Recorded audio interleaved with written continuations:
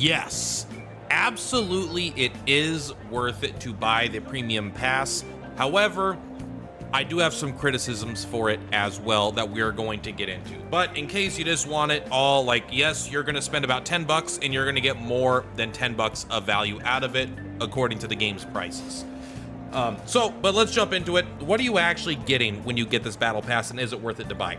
First, like I said, yes, I don't think this is the most generous battle pass I've seen. I actually think this battle pass is pretty ungenerous, if that's a word, I guess, to do it. Let's start by talking about the good stuff, and then we'll jump into the criticism. So this is actually a pretty good summary right here, but I have a list here. Basically, I started going through all the mats and I was gonna add them all up, but honestly, it just became a little bit too, it felt unnecessary. Like, this is not why you buy the battle pass, this is why you buy the battle pass. So let's actually take a look here. What do you actually get that matters? When you buy the battle pass, it's not on the track. There is no currency on the track, no premium currency on the track, but you are going to get 650 of the semi-premium currency. Why do I call it semi-premium? You could use this for polls, you could use this to refresh energy, you could use it for essentially everything. However, it is not super premium currency, whereas if you come to something like this, you cannot use it to buy things in the shop for the most part. It basically is currency that can be used. Sometimes they will allow you to use gems to buy things in such cases as this, and you cannot use it to buy that kind of stuff. So it is almost equivalent to premium currency, but it is not quite fully equivalent to premium currency. So you're gonna get 650 of that. And this is why I'm saying it's pretty much worth it. I believe it was $10 exactly for the pass. It might have been $9.99, $10.99. It was within that dollar range, right?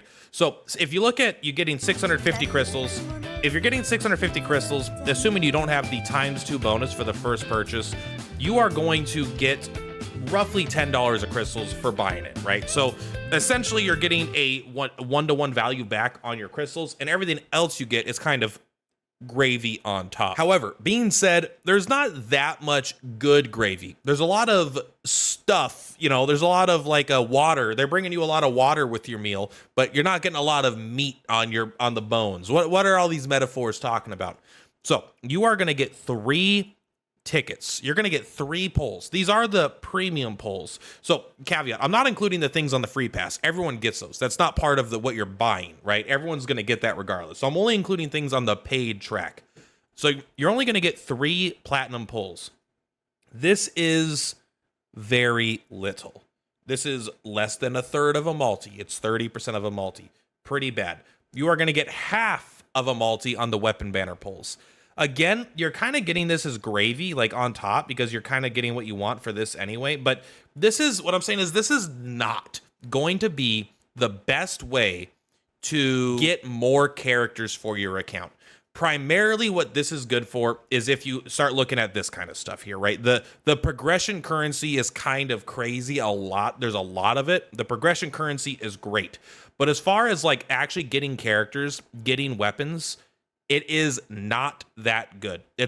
So that is not the primary purpose of this thing that you're purchasing. Keep that in mind. If you really care about getting as many characters as possible, you're likely going to want to use sales in the good section or the popular section, whatever, to maximize polls as opposed to spending 10 bucks on this. Now, you are going to get 4 of the 5-star salamander coins. What is that? So if you go in here, this is my biggest criticism right here. This is such a scummy thing to do in my opinion.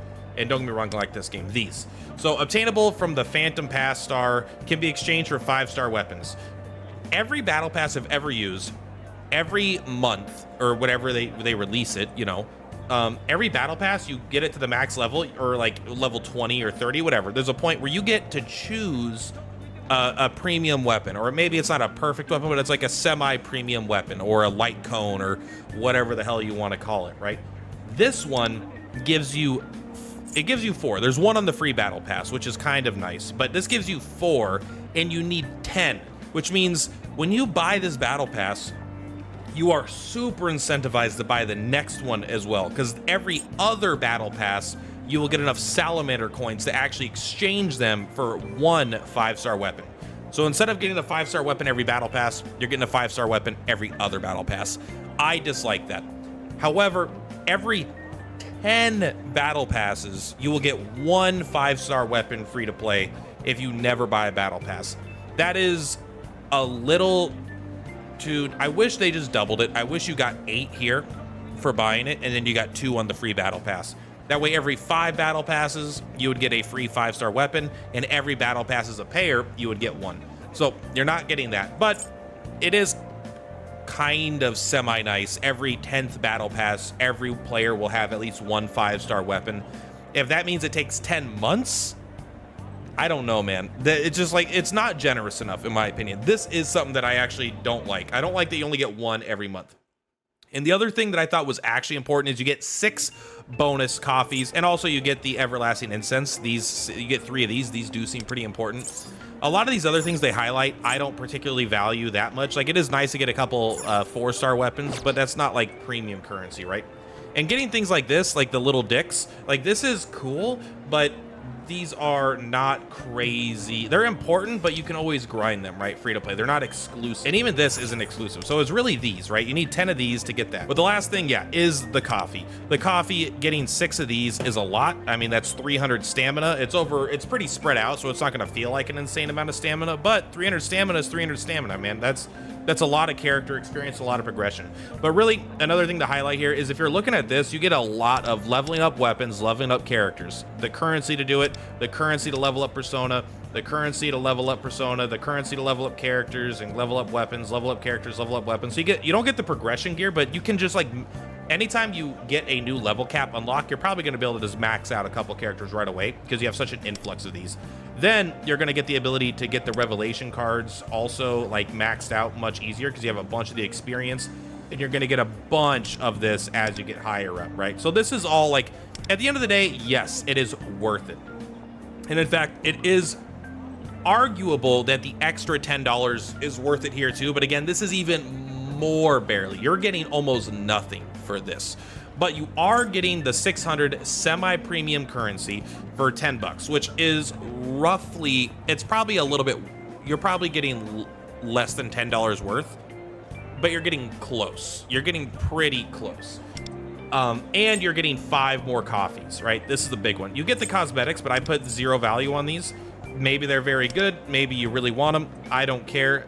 I'm not saying I won't get it, anything like that. But I'm not like super into it. I'm not considering this as part of my value proposition. So the 600 currency is almost worth it. And I think the 5 coffees are probably gonna put it above, where it's like worth it, but barely. This is not your priority in spending money on. Plus, I would actually just level up the battle pass, go for a couple weeks, get up to like level 45, and then decide, you know, I would say maybe just get to level 40 or 45 and then decide if you want to just get them all like right away. Because the weekly supplies are free, right? This is really good. But this, for 10 bucks, you're not actually getting that much, unfortunately.